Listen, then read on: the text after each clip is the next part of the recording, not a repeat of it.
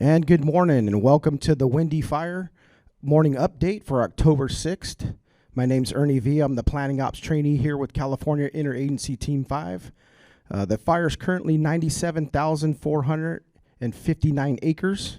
We're currently sitting at 75% contained. A lot of that had to do all the great work for the men and women out here on the front lines, and kind of talk about what that looked like for right here as you come along the Western Divide Highway up towards the south end of Ponderosa. Our containment line's holding and everything within it is still holding. We still do have isolated heat within the perimeter, and crews will and engines will continue to mop up all those isolated heat sources that pose any threat to our line, a containment line. As you come down this line all the way back into the Mountain 99 corridor, our containment line is holding well. And then as we head south, continuing out south of Johnsondale here, our Type 1 hotshot crews were able to gain additional containment heading south out here towards Tobias Creek. This is pretty challenging ground, but we do have some of the most elite firefighters out there getting in here and getting after some of these hotter areas.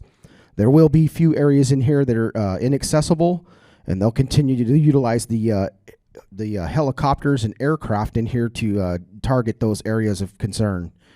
As you continue on to the south here out towards Baker Peak, our hand line that comes out to the north, coming north out towards the Ant Canyon here, we've gotten to a point where that containment line or the hand line will no longer be able to progress due to access in here. So those crews as well, they'll continue to use aircraft to target the hotter areas in these Ant Canyon, as well as the availability of our mobile retardant plant that sits right here in Fairview. So a lot of great work that went in yesterday, a lot of hard work, and those crews will continue to do that throughout the day. We are in conversation with Tulare County Sheriff's Office of possibly moving our current closure at Gold Ledge Campground up towards Johnsondale. It's just in discussion right now, but it's something that we've looked at with the additional containment that we would be able to do safely. This would allow access for folks back up into this mountain area up on the Sherman Pass Road here. So as we continue to gain the containment, additional areas outside of the footprint we'll be evaluating for opening. As you come around the south end of the fire, our containment lines are holding well. We do still have heat sources interior of the fire, and crews and engines will continue to mop those areas up, meaning they'll go in there and they'll dig those hot areas out and spray them down with water to extinguish any threats to the line. As you come around the back end of Sugarloaf here, coming back into the west side of the fire, our containment lines are holding well all the way back in through the back end of Pine Flat Hot Springs.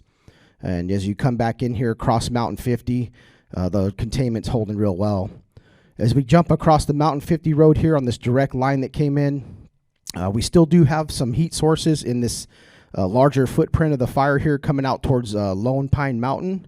Now that we've gained additional containment here, we're going to look at taking those Type 1 hand crews that did all the great work out here and have them start evaluating what they can accomplish out here.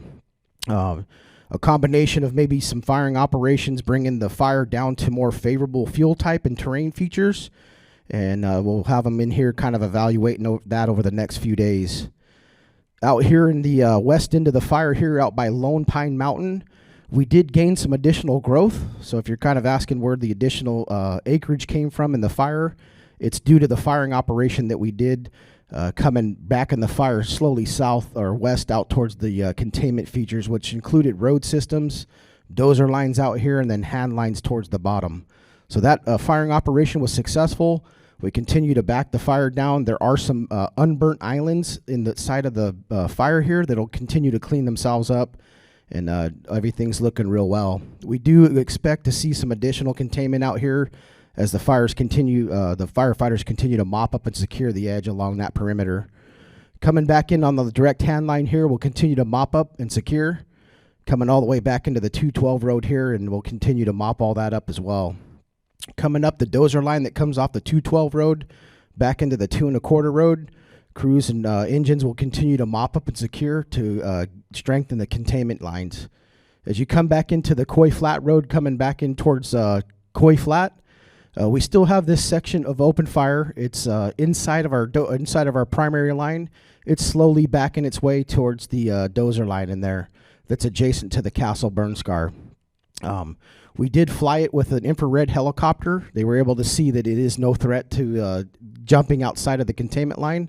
We'll continue to monitor that, and we will continue to put bucket drops from air helicopters on it to slow the spread there.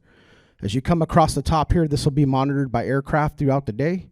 And then as you come back into the Western Divide, that will kind of conclude the report there.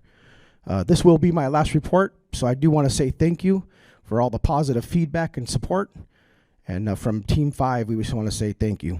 Have a good day.